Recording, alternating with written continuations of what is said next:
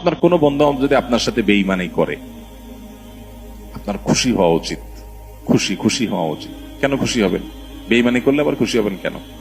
খুশি হবেন এই জন্য যে আলহামদুলিল্লাহ একটা জায়গায় ছিলাম এতদিন, আল্লাহ আমাকে জায়গাটা চিনিয়ে দিস।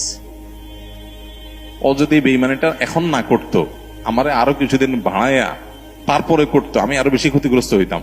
আল্লাহ শুকর, আলহামদুলিল্লাহ আমি যে জায়গায় সময় ব্যয় করছি, এরকম জিগরি দোস্ত বানায় রাখছি, ও আসলে কালসাপ, এটা আল্লাহ তাআলা আমার জানাই দিছে। আলহামদুলিল্লাহ আমি খুশি হয়ে যাব। নেগেটিভ জিনিসটাকেও পজিটিভ ভাবে আমরা দেখতে পারি। যত হতাশা আছে, এই হতাশা দূর বেশিরভাগ ক্ষেত্রে হয়ে যাবে শুধু মেন্টালিটি পরিবর্তন করলে। আল্লাহ আমাদেরকে সেই তৌফিক দান করুন। আমাদের কিচ্ছু নাই, ঘরে অল্প স্বল্প আছে, আমরা যার আছে তার সাথে তুলনা করবো না। আমার যা আছে তা নিয়ে অনেক হ্যাপি, আলহামদুলিল্লাহ। আল্লাহ আমার ছেলে মেয়ে সুস্থ রাখছেন, ক্যান্সার দেন নাই, বড় কোনো ব্যাধি দেন না, আল্লাহ শুকর।